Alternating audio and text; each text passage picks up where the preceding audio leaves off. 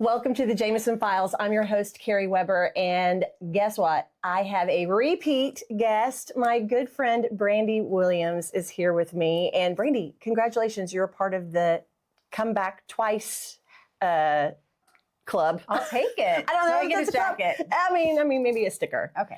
But thank you for coming back and being with me. For those of you that don't know Brandi is the Chief Growth Officer for Catalyst Dental Allies, a DSO here in our home state of Oklahoma. So very proud of you and Catalyst and all the great things that you're doing in our state. But in addition to things I'm proud of you for is she's really up and coming just as an educator and an influencer for specifically office managers. I say that's a really great place that you have found a place to pour into people. With ADOM, you are the Practice Administrator of the Year for ADOM, which congratulations to you. Thank you So happy to celebrate that with you at the conference this past year. So cool. And you're also very involved with Women in DSO and other organizations, and you're finding yourself being asked to do more webinars, to do some presentations. And I think that's so great because you have a great heart for helping others find success in the things that you've learned and accomplished over your career. You're continuing to accomplish such great things. But I do feel like there's this space in your heart for office managers. Am I right? For sure. Absolutely. So I'd love to spend some time picking your brain a little bit. You know, you're supporting a great number of practices within your own organization, but also very connected in the office manager community.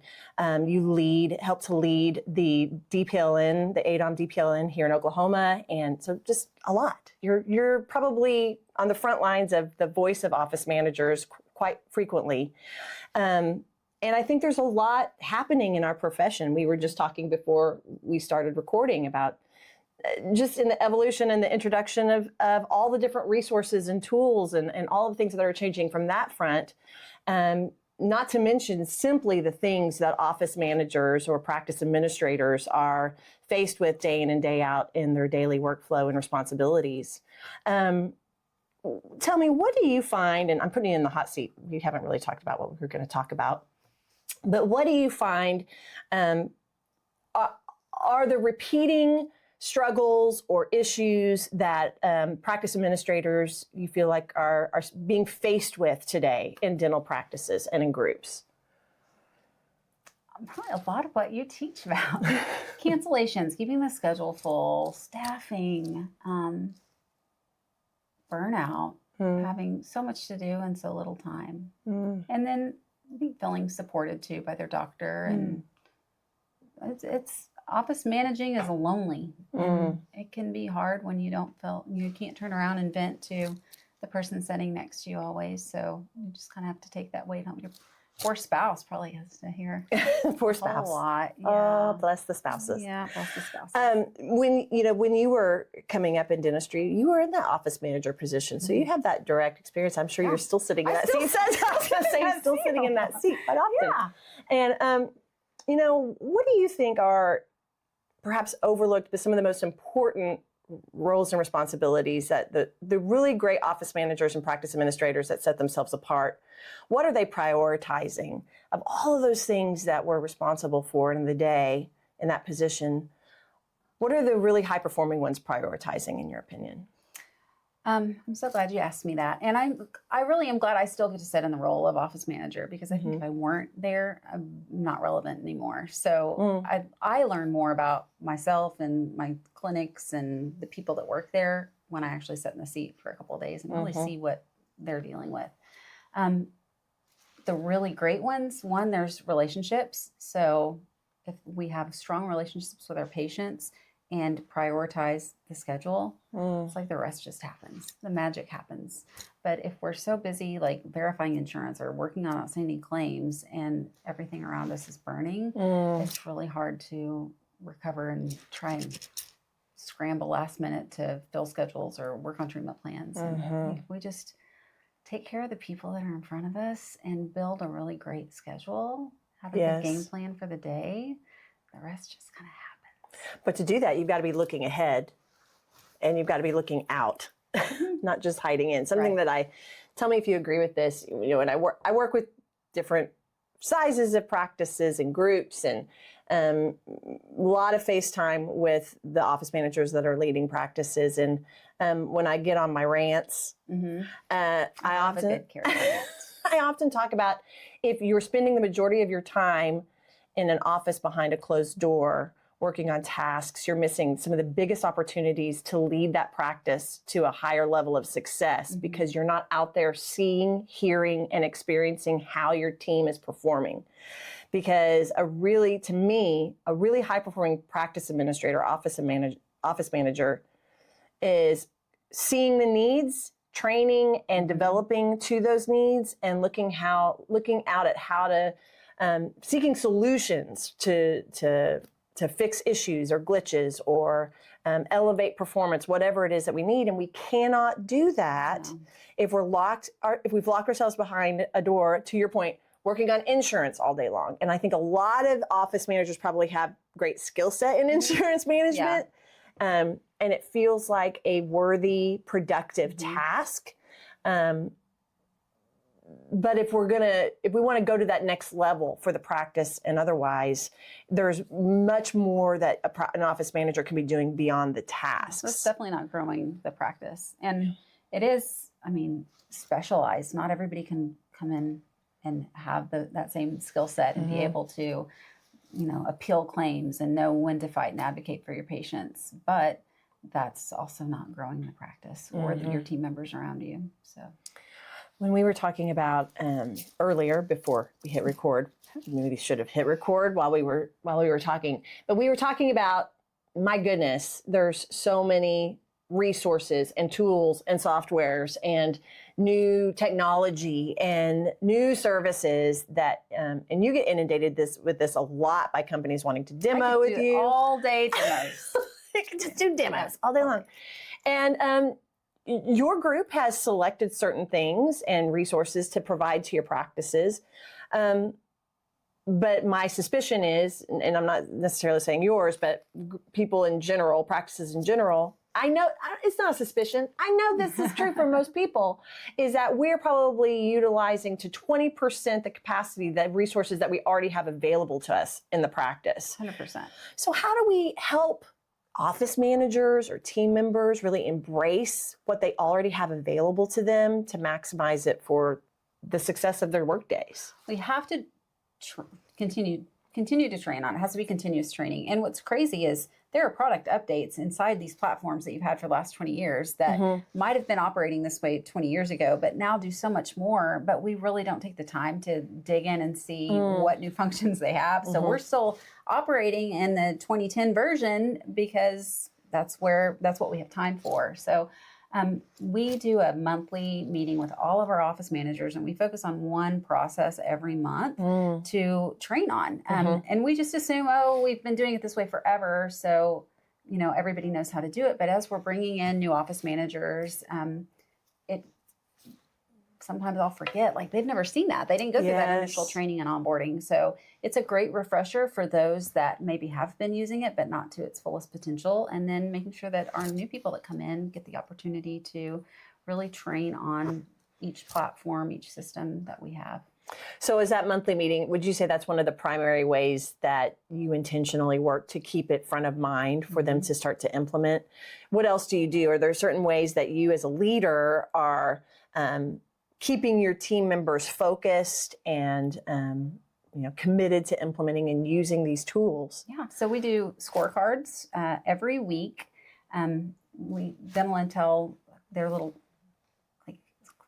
not cliche, their tagline maybe, something that they really put patient-facing or client-facing is what you measure improves and what you measure and report improves exponentially. So we measure a lot of metrics, but then we report a handful of those and hold our teams accountable we give them benchmarks, and everybody kind of knows where they fall in line with the rest of the industry. And we follow up with our teams on that. So they're seeing the scorecards weekly. We encourage them to speak with their doctor about that scorecard, review it weekly with them. We do our monthly meeting with all of our office managers.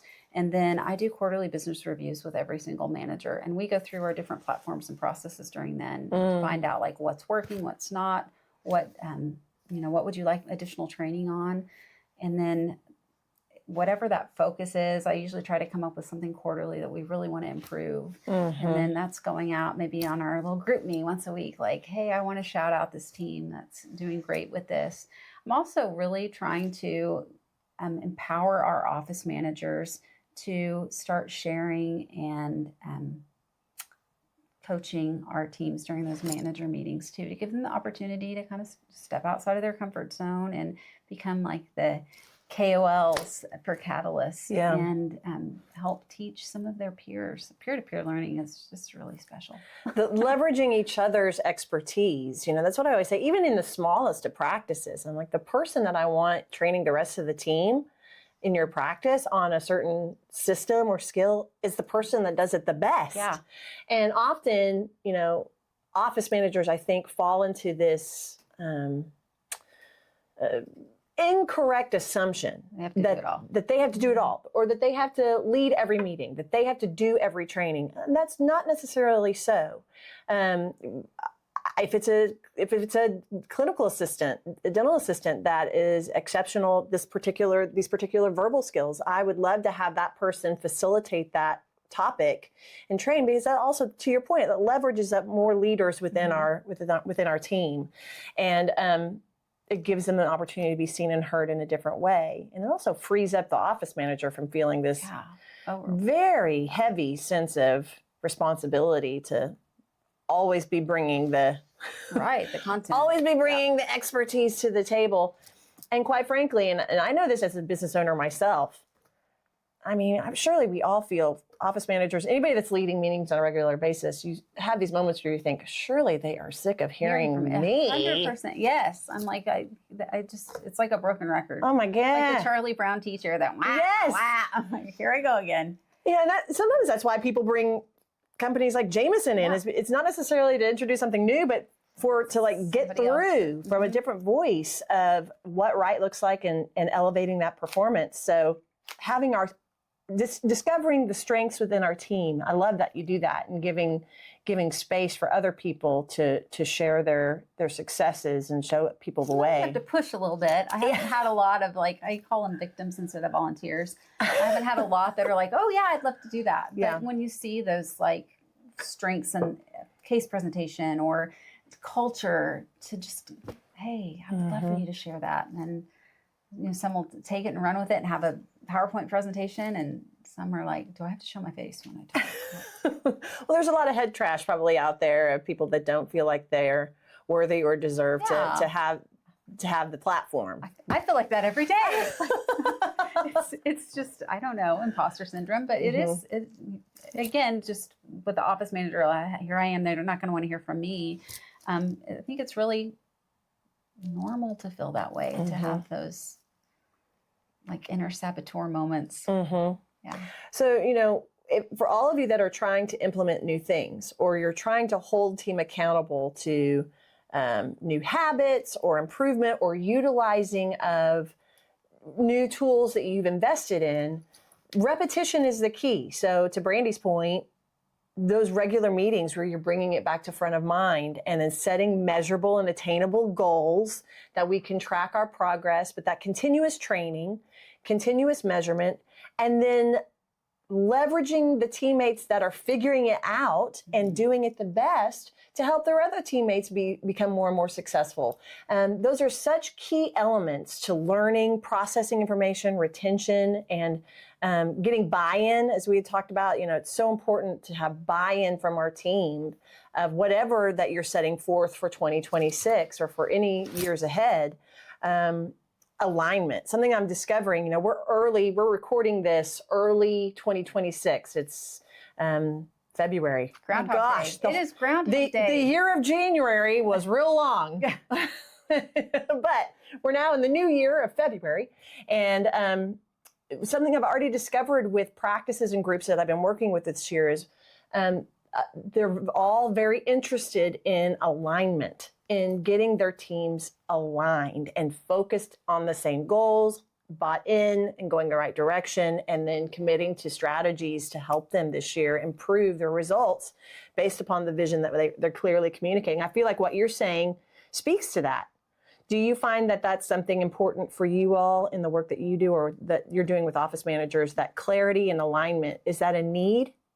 Yes, absolutely. And it works better if it's their idea and they come up with it and they all, have a commitment from each other to work towards that goal. If it's just corporate told us, which I hate the word corporate, but if it comes like they told us this is our goal and they're just working towards it, but don't really, it wasn't their idea. They didn't buy into it. So the more you can as a team meet together, talk about those goals, discuss them in your morning huddle, and get buy-in and accountability from everybody, I think the more successful they're going to be, rather than somebody just shoved a number at your office and it's stuck there. And this is where we gotta run on the hamster wheel until we hit it. Well, I mean, it's not that different from our relationships with patients. If you are constantly telling them what they need or telling them, there's not this sense of responsibility or even buy-in from the patient that that's something that they want or need.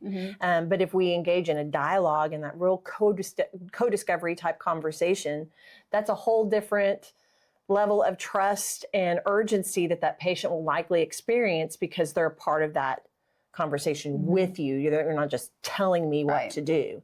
And it's the same with our teams. Absolutely. There are things that people need to know and they need to do. But there are these huge opportunities in the areas where you feel like you're underperforming or tools that you feel like you're underutilizing for a conversation to take place at a team meeting where we troubleshoot and we talk about what's getting in our way from really maximizing this tool. When have we used it? Why are we not using it all the time? What do we need to make this a more successful integration into our daily workflow? Because anything new that you're introducing this year is going to be a learning curve for your team. It's taking them outside of their usual customary habits and comfort zones.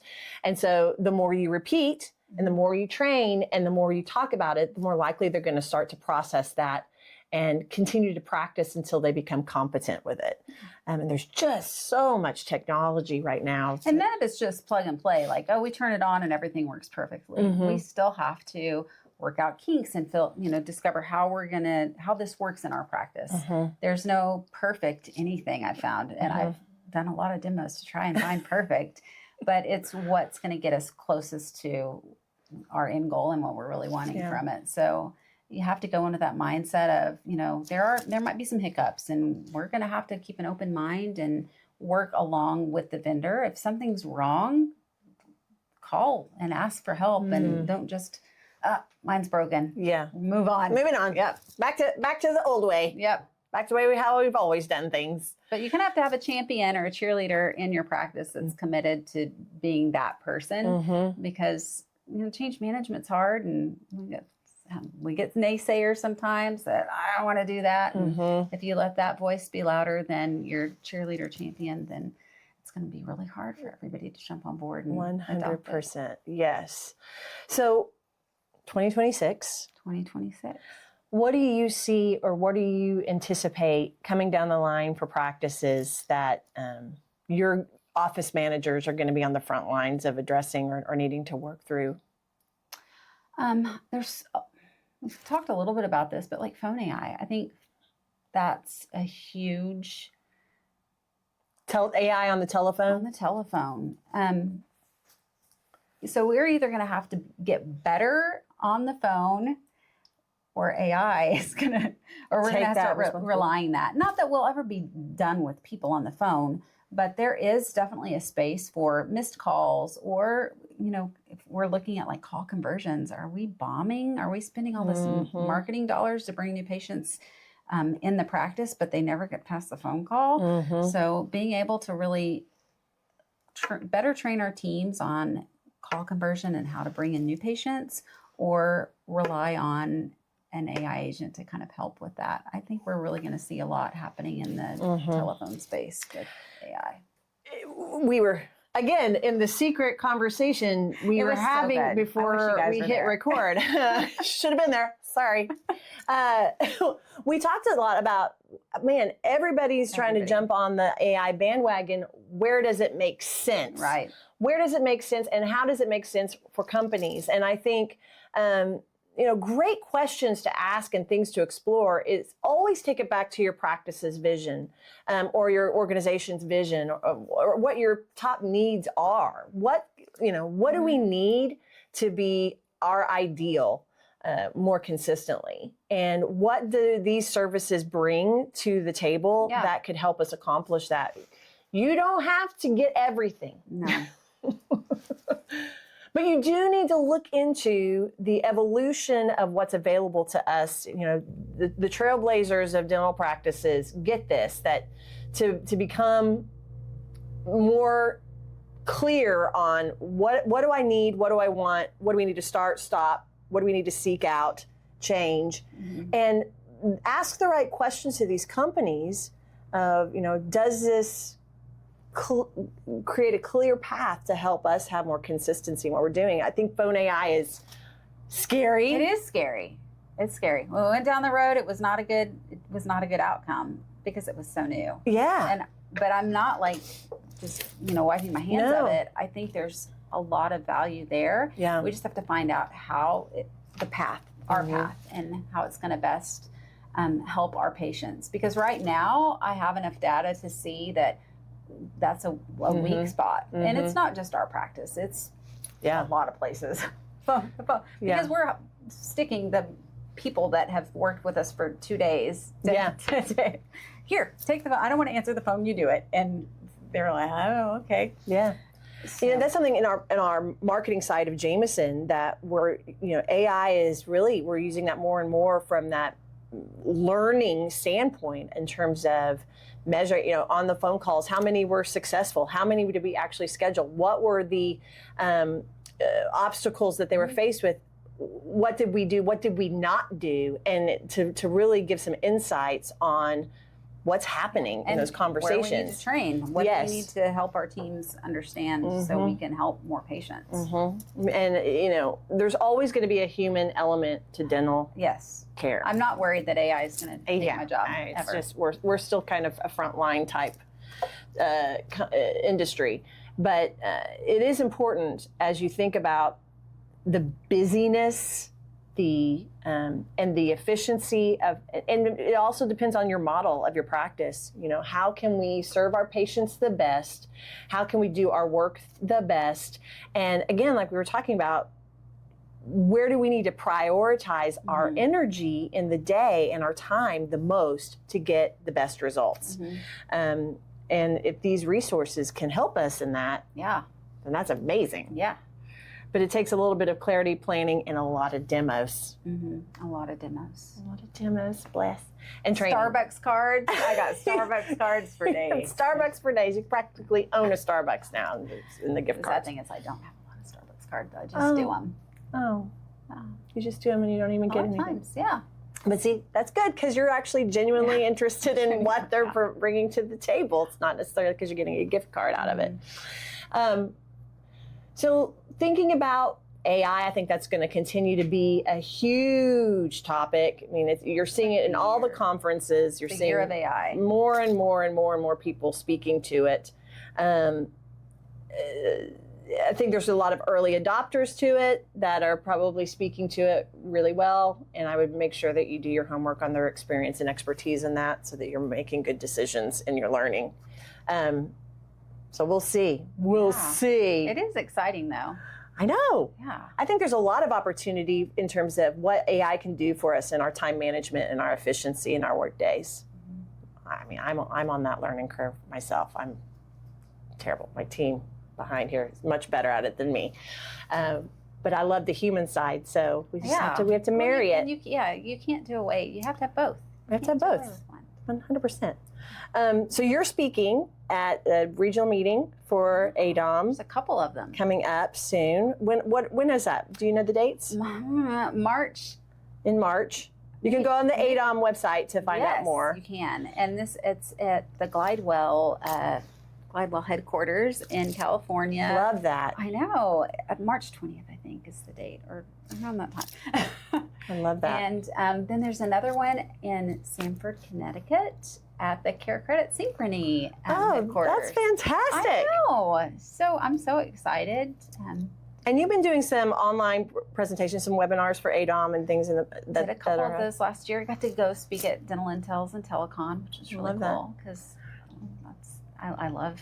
And you're participating in the Women in DSO meeting this year. Moderate a breakout on operations, and how cool is it to get to be that close to some rock star operations leaders in the DSO space? I love that. It's really fun. So for all of you that are out there looking for those people that are coming up in our world, Brandi is definitely a name to be looking for, and she's bringing a lot of great experience and insight to her presentation. So I encourage you to, if you see your name, seek her out. Thank you. And know that her heart's in the right place. It's really to help us all be better.